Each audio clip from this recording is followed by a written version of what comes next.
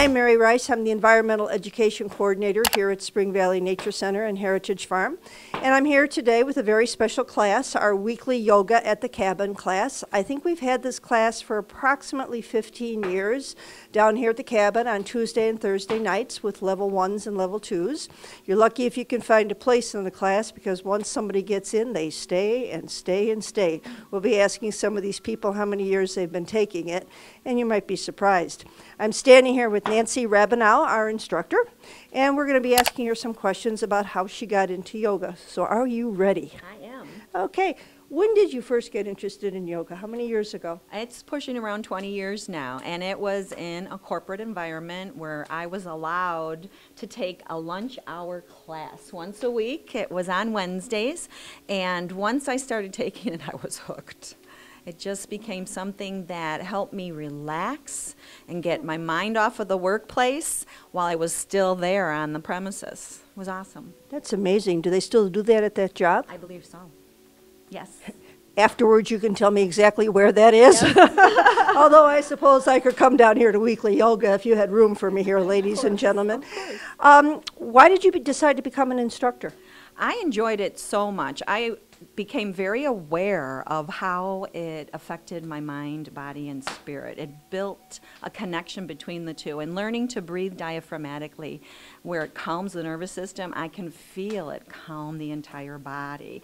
So what happens to me is, and I always tell the class and the students how much I enjoy the energy I get from them. And I always have said, teaching children, etc., you learn more from your students than they do from me, so it's a lot of fun for me. I've read a lot of books, and I believe everything you're saying. I just wish I could put it into practice myself. How did you become an instructor? Is there some sort of certification or program you go through? Yes.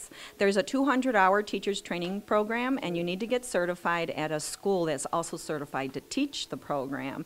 And there's anatomy and physiology, different philosophy that you learn, and you do take different tests along the way. And then you practice, of course, teaching and other things. So there's a certain number of hours that have to be put in through the books, as well as through testing, as well as on-hands practice. Oh, it's hard to know what to follow up after that. That's a lot of information. It's a lot of fun, though. Do you enjoy teaching down here at the cabin? What makes the cabin special? Why do you choose to come here instead of other places? Well, I come here because of the students, first and foremost, of course, but the other thing is the nature. The nature can create this calmness, this serenity when you're in this area and just surrounded by different sounds and activities. It's like the change of seasons. You never know what to expect. And it's always so much fun because what we get from the sounds and someone saying, oh, did you see the deer when you walked in, or the raccoons when you walked in? Everybody says, did you get to see that? And what was that sound? The eyes get big, and then the kid comes out of all of us, and we enjoy it so much. It's fun. Do you ever do yoga outside? I have in the past. We haven't here. So that's a good idea. Now is the season to do it before the mosquitoes come out. And before it gets hotter outside than it is inside. Yeah. Take a deep inhalation and push those shoulder blades into the floor. Let the chest rise. The arch in the back may get bigger too, so honor that not to go too far. Another deep inhalation as you hold the upper back down, and as you exhale, push the belly to the spine, to the mat, and connect the entire spine to the floor. Bend the knees slightly, the elbows, and roll gently from side to side, just warming up the body, remembering, feeling the massage where you're touching the floor and the mat, the feet, the head, and stretch it off to the left side of the left fist and relax into a twist. The left elbow 90 degrees or not. You can rest it down on top of that right arm. Stretch the right leg behind you, toes under, and get a nice calf stretch here, pushing the heel away, the right heel behind you and away. And allow that line of energy to flow from the fingertips to the toes, and from the toes back to the fingertips. I've been here at the cabin for over 10 years now. Wow, then you have seen a lot, done a lot, gone through a lot. Yes, I have. And you're one of the returnees. Yes, I always am at my computer signing on first thing that Monday morning.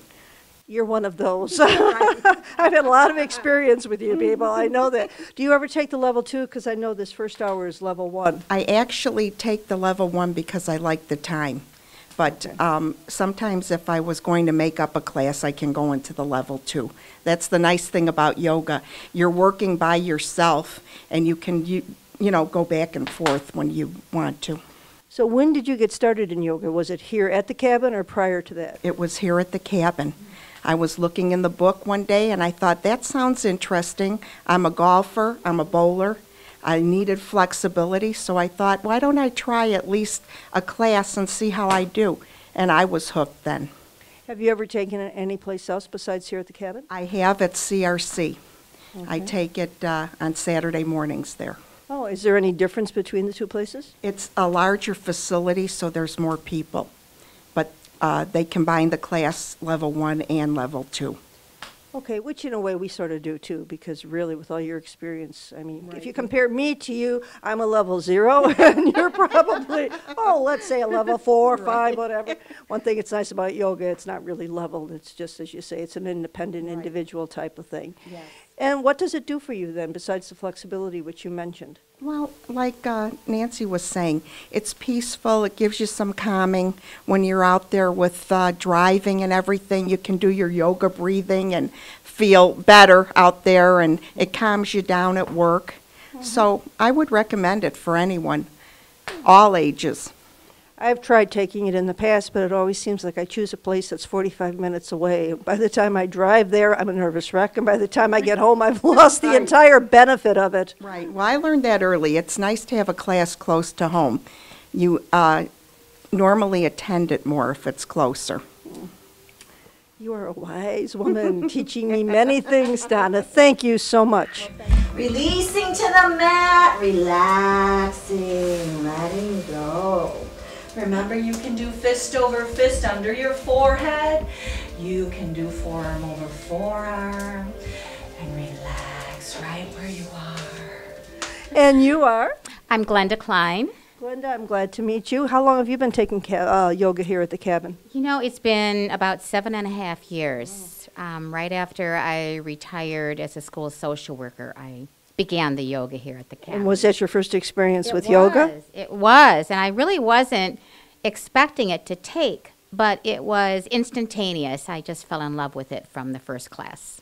And have you ever tried it any place else, any other studio or any other place in the Park District? No, I haven't, because I love the yoga at the cabin. I did go from once a week to twice a week, and I really enjoy both days. Do you do anything, any other kind of physical activity besides yoga?